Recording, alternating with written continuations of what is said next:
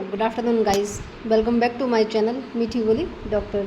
जिसमें आज हम डिस्कस करने वाले हैं एफोरिज्म नंबर 5। ऑलरेडी 4 एफोरिज्म हम डिस्कस कर चुके हैं, जिनका अगर आपको लिंक चाहिए तो डिस्क्रिप्शन बॉक्स में मिल जाएगा। ठीक है, तो आज हम एफोरिज्म नंबर 5 में क्या डिस्कस करने वाले हैं वो पढ़ते हैं एक बार।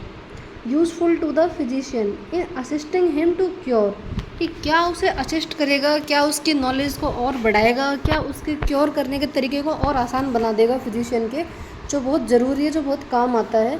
Are the particulars of the most probable exciting cause of the acute disease, कि उसे क्या पता होना चाहिए कि एक्साइटिंग कॉज क्या होता है, एक्यूट डिजीज़ में कैसे होता है। As also the most significant points in the whole history of the chronic disease, कि क्रॉनिक डिजीज़ की जो होल हिस्ट्री है उसमें क्या ऐसे टॉपिक है, क्या ऐसी चीज़ें हैं जो उस फिजिशियन के लिए यूज़फुल है, जो उस केस को और स्ट्रांग बना सकते हैं, उसकी टोटलिटी को और अच्छे से निकाल सकती है। To enable him to discover its fundamental cause, जो इसके जो क्रॉनिक डिजीज है उसके फंडामेंटल कॉज को फाइंड करने में उसके काम आएगी। Which generally depends on a chronic मियाज्म, जो किस पर डिपेंड करता है, क्रॉनिक मियाज्म के अंदर। In these investigations the apparent physical constitution of the patient, especially when the disease is chronic, कि जब कोई कंडीशन क्रॉनिक है, मतलब ग्रेजुअल है, कोई पर्सन बहुत लंबे टाइम से किसी बीमारी से अगर सफ़र कर रहा है, तो उस टाइम उस पर्सन का जो कॉन्स्टिट्यूशन होता है वो भी बहुत बहुत बहुत इंपॉर्टेंट रखता है। His moral and intellectual character, की उसकी मेमोरी कैसी है, ज़्यादा जल्दी याद रहता है, फॉरगेटफुल है, भूल जाता है, या एकदम बिल्कुल शार्प मेमोरी है, इंटेलेक्चुअल है, बिजनेस माइंडेड है। हिज ऑक्यूपेशन, कहाँ काम करता है, क्या जगह है, कोई डैम्प एरिया है या सेडेंटरी लाइफ स्टाइल है या बहुत ज़्यादा हार्ड वर्किंग पर्सन है। मोड ऑफ लिविंग, रहने का क्या सराउंडिंग में वातावरण है, फुली वेंटिलेटेड है या नहीं है।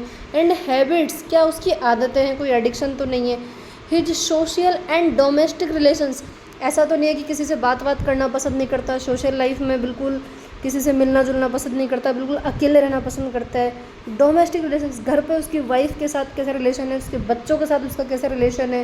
हिज एज, क्या उम्र है, and sexual functions and etcetera are to be taken into consideration, कि जब भी हम कभी फंडामेंटल कॉज की, हम क्रॉनिक केस की, क्रॉनिक डिजीज़ की, अगर मियाज्म की जब हम बात करेंगे, किसकी, मियाज्म की, तब हमें क्या क्या चीज़ें देखनी होंगी उसमें। उस पर्सन का फिजिकल कॉन्स्टिट्यूशन देखना पड़ेगा, उस पर्सन का इंटेलेक्चुअल कैरेक्टर देखना पड़ेगा, ऑक्यूपेशन देखना पड़ेगा, मोड ऑफ लिविंग देखना पड़ेगा, उसकी आदत, उसका कोई एडिक्शन तो नहीं है, domestic relations, age, sexual function भी हमें उसमें कंसीडर करना पड़ेगा।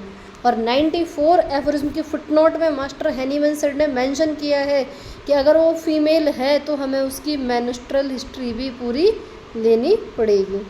ठीक है, गायनी हिस्ट्री या मेंस्ट्रुअल हिस्ट्री भी हमें पूरी लेनी पड़ेगी। ठीक है, क्रॉनिक केस के अंदर। तो समझते हैं कि जो हमारा अमेजिंग प्लान है कि हम सबसे पहले क्या करते हैं, पूरा इतना बड़ा जो एफोरिज्म है उसको पार्ट्स के अंदर ब्रेक कर लेते हैं। क्या क्या हमें पढ़ना है इसके अंदर। फर्स्ट एक वर्ड आया था exciting cause, fundamental cause, constitution क्या होता है, मियाज्मेटिक कॉज क्या होता है, एक्यूट डिजीज़ क्या है, क्रॉनिक डिजीज़ क्या है।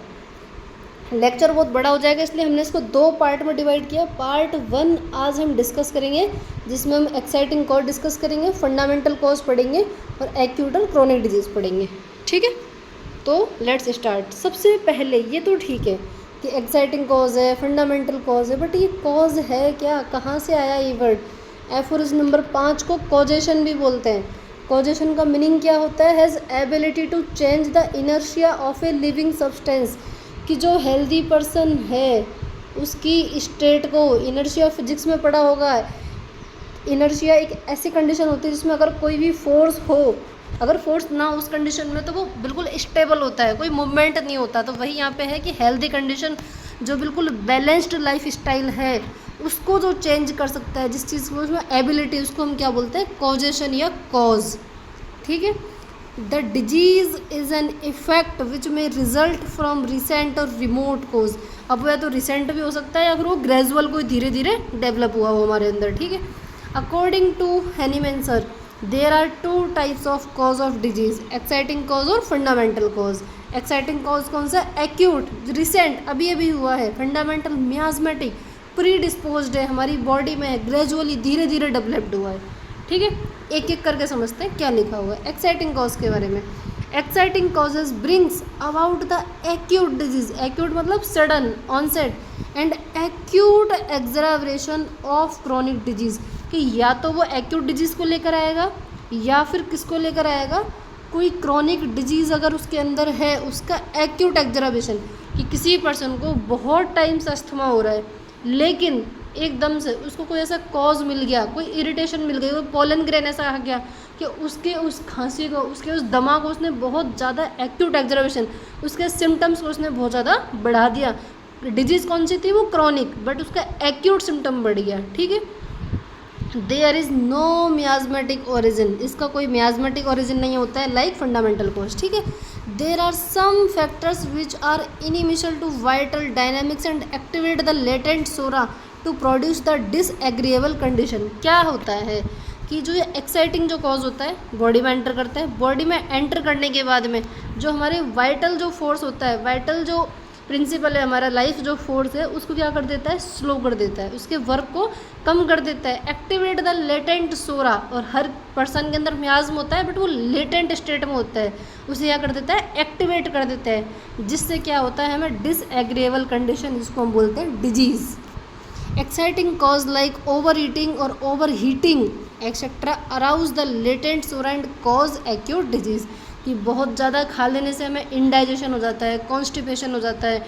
ओवर हीटिंग, अगर बहुत ज़्यादा गर्मी है, गर्मी बहुत ज़्यादा है, टेम्परेचर बहुत ज़्यादा है, तो हमें क्या होगा, बहुत ज़्यादा स्वेटिंग आने लगती है, नोजिया होता है, जी घबराने लगता है। मतलब जो भी चीज़ है वो सब कैसी है, फिजिकल है, इसमें ऐसा कुछ नहीं है कि हमारी बॉडी से डेवलप हुआ है, नहीं, एक्साइटिंग कॉज जिसने उस कंडीशन को बढ़ा दिया, एक्साइटेड कर दिया, ठीक है। समझते हैं कौन कौन से कॉज हो सकते हैं एक्साइटिंग कॉज के अंदर। Physical cause like excess of food, ज़्यादा खाना खा लिया, इनसफिशियंसी ऑफ फूड, कम हो गया, जिसको माल न्यूट्रिशन भी बोलते हैं हम। Exposure to the heat and cold, changes in weather, getting wet, आपको ठंड लग गई, गीला हो गए, बारिश में भीग गए, ठंडर स्टोम, या कोई नॉक्सियस एजेंट हो सकता है, हार्मफुल जो एजेंट होता है। मेंटल भी हो सकता है। ये कौन से कॉज थे एक्साइटिंग में, आपके फिजिकल कॉजेज, ठीक है। मेंटल कॉजेज में क्या क्या हो सकता है, डर हो सकता है, ओवर जॉय हो सकता है, ग्रीफ हो सकता है, इमोशन, सर्जिकल शॉक हो सकता है, और कोई जेलेसी। इग्नेशिया जो पेशेंट होती है, इग्नेशिया, उसके जो सिम्टम होते हैं ना, सडनली जो एक्यूट एग्जराबेट होते हैं, जेलेसी की वजह से होते हैं मोस्ट ऑफ द टाइम। पहले उसका हार्ट ब्रोक होता है, देन उसमें क्या होती है, जेलेसी होती है, ठीक है। तो ये भी आपको याद रखना है, ठीक है। Next, significance of exciting cause, कि इसका क्या सिग्निफिकेंस है, कि क्यों जानना चाहिए हमें, ठीक है। Nature of the exciting cause helps the physician to select a remedy. अगर हमने बता दिया कि सर अभी 3-4 दिन पहले ही मुझे, क्योंकि हैनीमैन सर ने यह भी लिखा है 98 एफोरिज्म के, कि एक्यूट डिजीज़ में पेशेंट को सब कुछ याद होता है, रिसेंट कंडीशन हुई होती है, सडन होता है, तो वो आपको केस टेकिंग बहुत फटाफट दे देता है और बिल्कुल करेक्ट चीज़ें बताता है। तो इसलिए अगर हमें पता है, फिजिशियन को पता लग गया कि पोलन ग्रेन से एलर्जी हुई है, तो हम उस अकॉर्डिंग मेडिसिन देंगे। फिजिशियन को बता दिया कि ओवर ईटिंग की वजह से हुई है, तो हम उस वजह से मेडिसिन देंगे। अगर बता दिया कि हम बारिश में गीले होके आए, तब फीवर आ गया, तो हम रेस्ट्रॉक्स दे देंगे। तो अगर हमें एक्साइटिंग कॉज का नेचर पता लग गया, तो हमें रेमेडी सेलेक्ट करने में काफ़ी ज़्यादा हेल्प होती है। Second, the proper identification of the exciting cause helps to avoid those noxious influences and future suffering. अब एक चीज़ बताएं, जब आपको पता लग गया कि ठीक है कि मुझे पोलन ग्रेन से एलर्जी है, तो ऑब्वियस सी बात है ना कि हम सेकंड टाइम वहाँ नहीं जाएंगे, नेक्स्ट टाइम उससे बचेंगे। अब ऐसा तो नहीं मुझे तो पता है बट मैं तो फिर भी जाऊँगा, ऐसा नहीं होता है, ठीक है। तो हम उसे क्या कर सकते हैं, प्रॉपर अगर आइडेंटिफाई अगर हमने कर लिया कि इस वजह से हमें दिक्कत हुई थी, तो हम उससे दूर, उसको अवॉइड कर सकते हैं, ठीक है, ताकि हम फ्यूचर में दोबारा उस चीज़ से सफ़र ना करें। In major indisposition, removal of the exciting cause alone is sufficient to restore healthy condition. Indisposition एक वर्ड आया एफरोज नंबर 7 के फुटनोट में, हम इसको पढ़ेंगे डिटेल में। अभी क्या होता है कि इंडिस्पोजिशन का मतलब होता है कि ऑलरेडी हमारी बॉडी में ऐसी कंडीशन है कि हम उस चीज़ के लिए प्रीडिस्पोज्ड है, पहले से ही है। कि जैसे मुझे पर्सनली है कि मुझे परफ्यूम से एलर्जी है, अगर बाई चांस अगर मेरे पास में अगर परफ्यूम की स्मेल आती है तो मुझे छींक होती है, स्नीजिंग होने लग जाती है। तो अगर क्या हुआ, removal of the exciting cause, कि अगर उस स्मेल को, अगर उस परफ्यूम को ही हटा दिया, तो ऑब्वियस सी बात है कि हमें हेल्दी कंडीशन मिल जाएगी। तो सिंपल सी बात है कि अगर हमें एक्साइटिंग कॉज पता होगा, तो हम इंडिस्पोजिशन वाली कंडीशन में उस पर्सन को सिर्फ उस कॉज को रिमूव करके ही क्या कर सकते हैं, रिस्टोर कर सकते हैं हेल्दी स्टेट को। Nature of exciting cause helps the physician to manage diet, regimen, environment, sanitation and water supply. अब ये भी हमें पता चल सकता है कि ठीक है, अगर उसे खाने की वजह से हुआ है तो हम उसे बोलेंगे कि ठीक है आप थोड़ा डाइट मेंटेन कीजिए। उसको किसी एरिया की वजह से हुआ है तो बोलेंगे आप थोड़ा सा ना या तो उस जगह में कम रहिएगा या थोड़ा वेंटिलेटेड करवा लें उसको, ज़्यादा बेसमेंट वगैरह में ना रहे। होता है ना कुछ लोग जो सनलाइट से बहुत दूर होते हैं उनमें विटामिन डी, कैल्शियम वगैरह की डिफिशियंसी हो जाती है। ठीक है, नेक्स्ट हम इसमें क्या देखते हैं, मैकेनिज्म क्या है एक्साइटिंग कोज कैसे जाता है बॉडी में। ठीक है, कोई भी फिज़िकल हुआ, फिज़िकल कोई अपने ज़्यादा खाना खा लिया, फूड हो गया, ओवर ईटिंग हो गई, कुछ भी हो गया। ठीक है, फिज़िकल कोई भी क्या हुआ एक्साइटिंग कोज हुआ बॉडी के अंदर गया, क्या करेगा, एक्साइट्स द लेटेंट सोरा। उसने ये किया हमारे वाइटल फोर्स पे जाके काम किया, लेटेंट सोरा को एक्टिवेट कर दिया। प्रोड्यूस सफिशिएंट ससेप्टिबिलिटी, अपने लिए ससेप्टिबिलिटी कर ली उसने कि जो पर्सन पहले हेल्दी था उसने उस पर्सन के अंदर जाके क्या किया, लेटेंट सोरा को अराउज्ड कर दिया, उसको एक्टिवेट कर दिया, वाइटल फोर्स को क्या कर दिया, कमज़ोर कर दिया, उसकी जो रेजिस्टेंस पावर थी उसको ख़त्म कर दिया और प्रोड्यूस कर दी एक्यूट डिजीज़ को। तो ये क्या हुआ इसका मैकेनिज्म। लेकिन एक इम्पोर्टेंट नोट आपको ये भी याद रखना, स्टार पॉइंट, कि exciting cause can not trouble the patient unless the person is affected with the fundamental cause, कि जब तक वो व्यक्ति फंडामेंटल कॉज से अफेक्टेड नहीं होता है एक्साइटिंग कॉज उसे ज़्यादा परेशान नहीं कर सकता। मतलब हमारी बॉडी में सोरिक मियाज्म है, भले ही वो लेटेंट स्टेट में है बट है तो सही, तभी क्या कर सकता है वो उसे एक्टिवेट कर सकता है। अगर सोरिक मियाज्म होता ही नहीं तो वो किसे एक्टिवेट करता। तो सिंपल सा पॉइंट है कि without fundamental cause exciting cause is not possible, but इसका वाइस वर्सा नहीं होता है, ये आप याद रखना। ठीक है, नेक्स्ट हम डिस्कस करते हैं फंडामेंटल कॉज के बारे में कि फंडामेंटल कॉज क्या होता है। Fundamental cause is that which is responsible for the occurrence of all true chronic diseases. Aphorism number 78 clearly mention किया है मास्टर हैनीमैन सर ने कि जो ट्रू क्रॉनिक डिजीज़ है उसका जो कॉज है वो क्या होता है, सिर्फ और सिर्फ मियाज्म होता है। क्या होता है, फंडामेंटल कॉज होता है, क्या होता है, मियाज्म होता है। In aphorism number 80 Hahnemann says psora is the basic fundamental cause and produce innumerable forms of disease. क्या बोलते हैं हम सोरिक मियाज्म को, मदर ऑफ ऑल मियाज्म भी बोलते हैं। क्या बोलते हैं, मदर ऑफ ऑल मियाज्म भी बोलते हैं, क्योंकि ऐसा माना जाता है कि अगर किसी भी ऑल पॉपुलेशन में 8 डिजीज़ होती है तो उसमें से 7 डिजीज़ सिर्फ और सिर्फ किस वजह से होती है, सोरिक मियाज्म की वजह से होती है।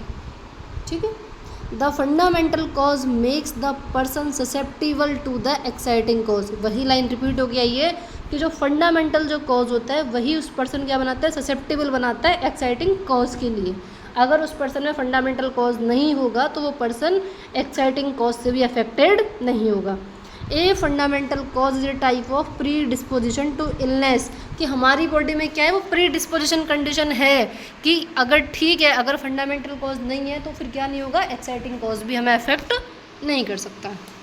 अब इसको ठीक है ये तो हो गया, फिर इसको इन्वेस्टिगेट कैसे करेंगे, वही पूरा हैनीमैन सर ने इसमें डिस्क्राइब किया हुआ था कि investigation of fundamental cause, constitution of patient. अब कॉन्स्टिट्यूशन अपने आप में एक टॉपिक है जिसको हम नेक्स्ट वीडियो में डिटेल में डिस्कस करेंगे। ठीक है, his moral and intellectual character, his occupation, mode of living and habits, his social and domestic status, his age and sexual relationship, his past and his family history. इन सब से हमें क्या मिलेगा, फंडामेंटल मियाज्म, फंडामेंटल कॉज मिलेगा उस suffering का, उस डिजीज़ का। तो यही तक ही बताया था कहाँ पे, एफएस नंबर 5 में। ठीक है, बट आगे समझते हैं कि इसका क्या कैरेक्टर होता है फंडामेंटल कॉज का। फंडामेंटल जो कॉज होता है it's duration is life long.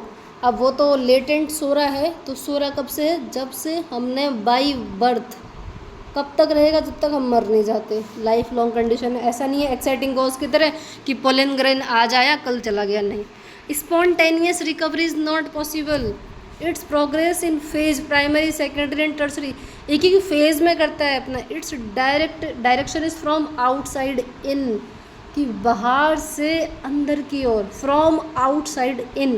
और एक्साइटिंग क्या करता है, इनवर्ड्स टू आउटसाइड। ठीक है, धीरे धीरे डिस्ट्रक्शन करता है, ये ग्रेजुअली डिस्ट्रक्ट करता है बॉडी को। सिग्निफिकेंस क्या है इसका कि हमें इससे क्या पता चलेगा, in order to cure a chronic disease the chronic miasm is to be eliminated which requires anti miasmatic treatment, कि अगर हमें पता चल गया कि ये पर्सन किस मियाज्म से अफेक्टेड है, सोरा से अफेक्टेड है, साइकोसिस से अफेक्टेड है, सिफिलिस से अफेक्टेड है, तो हम उसको एंटी मियाजमेटिक रेमेडी भी दे सकते हैं। ठीक है, next, it helps the physician to diagnose the pathology and thereby helps in selection of potency second prescription in diet and regimen, कि ठीक है हमने फर्स्ट प्रिस्क्रिप्शन में क्या लिया, टोटलिटी निकाली, हमने उसको रेमेडी प्रिस्क्राइब की, लेकिन जब हम नेक्स्ट उसमें देखते हैं कि उसकी वजह से क्या इम्प्रूवमेंट हुआ या क्या ऑब्स्टेकल आया उसके अंदर, तब हम उसे क्या कर सकते हैं, सेकंड प्रिस्क्रिप्शन में उसे और अच्छे से हम गाइड कर सकते हैं डाइट एंड रेजिमेन के लिए कि तुम यहाँ रहिए, ऐसा खाना खाइए, इस चीज़ को आप अवॉइड कीजिए। तो फंडामेंटल कॉज दो चीज़ में आपकी हेल्प करेगा, पहला एंटी मियाजमेटिक रेमेडीज़ में, क्योंकि अगर हमें मियाज्म पता चल गया कि कौन सा मियाज्म अफेक्टेड है तो हम उसी मियाज्म की एंटी मियाजमेटिक रेमेडी से उसे ट्रीट कर सकते हैं। सेकेंड, कि हमें अगर ये पता है कि ठीक है हमने जो रेमेडी दी है वो सही है, तो हम उसे बता सकते हैं कि नेक्स्ट टाइम आपको किस चीज़ों से ज़्यादा डाइट में किस चीज़ से आपको अवॉइड करना है। ठीक है, the fundamental cause produce chronic disease in the following वे, कैसे करता है, सोरिक मियाज्म होगा तो true chronic disease, single true chronic disease, जितने भी ईचिंग, खुजली, बर्निंग जो सेंसेशन होते हैं सब सोरिक मियाज्म के अंदर आती है। साइकोटिक मियाज्म अकेले भी कर सकता है, सोरिक मियाज्म के साथ भी कर सकता है। सिफिलिटिक मियाज्म भी यही है, अकेले भी कर सकता है और सोरिक मियाज्म के साथ भी कर सकता है। और 2 और 3 मियाज्म दोनों तीनों साथ में मिलकर मिक्स्ड मियाजमेटिक डिजीज़ भी बना सकते हैं। इसका मतलब क्या हुआ कि हमें इतने टाइप से मियाज्म की स्टडी करनी पड़ेगी, पहले सोरिक पढ़ो, साइकोटिक पढ़ो, सिफिलिस पढ़ो, फिर सोरिक साइकोटिक साथ में पढ़ो, सोरिक सिफिलिस साथ में पढ़ो, फिर साइकोटिक सिफिलिक साथ में पढ़ो, तो उसके बाद जितनी बीमारियां बनती है उनकी हमें एंटी मियाजमेटिक रेमेडीज़ भी पता होना चाहिए। ठीक है, नेक्स्ट चलते हैं सम पॉइंट्स टू रिमेंबर, जो आपको याद रखना है कि in the year 1828 master Hahnemann published his finding in the book the chronic diseases their cause and cure. 1828 में आई थी book the theory of chronic diseases. Further, he incorporated his theory of chronic diseases in the 4th edition of Organon in the year of 1829। क्या बोल रहे हैं वो कि 1828 में जो उनकी बुक आई थी थ्योरी ऑफ क्रॉनिक डिजीजेस, उसको 1829 में 4th एडिशन में सबसे पहले क्या किया था, इंट्रोड्यूस्ड किया गया था। ठीक है, और 4th एडिशन से रिलेटेड एक इंटरेस्टिंग बात ये भी है कि ये first ever English translated edition है। ठीक है, अगर आपको ये पढ़ना है डिफरेंट एडिशंस ऑफ ऑर्गेनन तो उसका लिंक भी आपको डिस्क्रिप्शन में मिल जाएगा, हमने ऑलरेडी डिटेल में सारे एडिशंस को डिस्कस किया हुआ है। ठीक है, हमें कॉज तो समझ में आ गया, एक्साइटिंग कॉज ये होता है, फंडामेंटल कॉज ये होते हैं। एक्साइटिंग कॉज से एक्यूट डिजीज़ होती है, फंडामेंटल कॉज से क्रॉनिक डिजीज़ होती है। डिजीज़ के बारे में हम अलग से पढ़ेंगे, 73 एफरिज्म से लेकर के 81 एफरिज्म तक है, बट यहाँ पर थोड़ा आइडिया आपको होना चाहिए कि क्या होती है। Acute diseases, it has sudden and violent onset, rapid course but always terminates in a moderate time in recovery or death of the patient। क्या ज़्यादा टाइम नहीं लेती है, कैसी होती है, सडन, अचानक से, वायलेंट, खतरनाक, रैपिड, बहुत जल्दी अपना कोर्स ख़त्म कर सकते हैं, या तो रिकवरी हो जाएगी या पर्सन ख़त्म हो जाएगा। एक्यूट डिजीज़ किस वजह से हुई है, एक्साइटिंग कॉज की वजह से हुई है। समझो दो चीज़ें हैं, आपको इंडाइजेशन हुआ ओवर ईटिंग की वजह से, आप या तो मेडिसिन लेंगे, अगर नहीं भी लेंगे तो भी 1 दिन में 2 दिन में वो ठीक हो जाता है नॉर्मली, बट सडनली आपको ट्रॉमा लग गया, कोई भी इंजरी हो गई, कोई भी मैकेनिकल कॉज हो गया, एकदम से एक्सीडेंट हो गया, एक्यूट ही हुआ, वहाँ तो आपके पास टाइम नहीं रिकवरी का, तो कंडीशन क्या हो जाएगी, डेथ में कन्वर्ट हो जाएगी।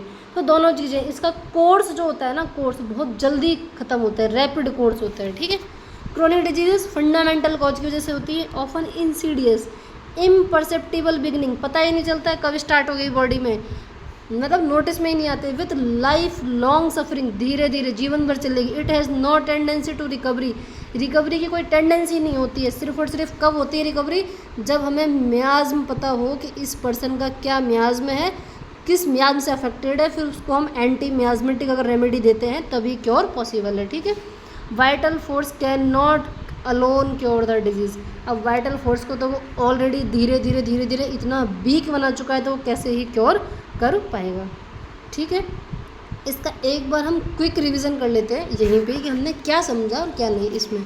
कि सबसे पहले बताया मास्टर हैनीमैन सर ने एफोरिज्म नंबर 5 में कि अगर फिजिशियन को कॉजेस की, कॉजेशन एक वर्ड आया था कॉजेशन, उसकी नॉलेज है कि किस कॉज से कौन सी बीमारी होती है। कॉज दो बता दिए उन्होंने, एक्साइटिंग कॉज बताया एंड फंडामेंटल कॉज बता दिया। ठीक है, ये भी बता दिया कि एक्साइटिंग कॉज से क्या होता है, एक्यूट डिजीज़ होती है, और फंडामेंटल कॉज से क्रॉनिक डिजीज़ होती है। अगर हमें एक्साइटिंग कॉज पता चल गया तो हम क्या कर सकते हैं, उस कॉज को रिमूव करके कंडीशन को वापस से हेल्थ में रिस्टोर कर सकते हैं। अगर हमें फंडामेंटल कॉज पता लग गया तो हम मियाज्म फाइंड आउट करेंगे और उसमें हम एंटी मियाज्मेटिक रेमेडी से क्योर कर सकते हैं। ठीक है, बट फंडामेंटल मियाज्म को या कॉज को जानने के लिए, इन्वेस्टिगेशन करने के लिए क्या चाहिए, हमें डिटेल्ड केस टेकिंग चाहिए। उस पर्सन की क्या चाहिए, डिटेल्ड केस टेकिंग। और जिसमें उन्होंने क्या क्या बताया था कि हमें क्या क्या जानना पड़ेगा, तो वो उसकी एक पूरा उन्होंने बताया था 7 चीज़ें जो हैं वो हमें जाननी पड़ेंगी। क्या क्या, उसका कॉन्स्टिट्यूशन क्या है, his moral and intellectual character क्या है, his occupation, mode of living and habits, social and domestic relations, status, age, sexual function and his past and family history. तभी हम इन सब की नॉलेज से ही हम क्या प्राप्त कर सकते हैं, उस पर्सन का क्या है, उस पर्सन का कौन सा मियाज्म इफेक्टेड है, और उस हिसाब से हम क्या दे सकते हैं, उसका एंटी मियाज्मेटिक रेमेडी दे सकते हैं। तो आज के लेक्चर में यही था। थैंक यू गाइस, बने रहिए। मीठी बोली डॉक्टर को सब्सक्राइब कीजिए और ऐसी अमेजिंग वीडियोस आपको मिलती रहेंगी।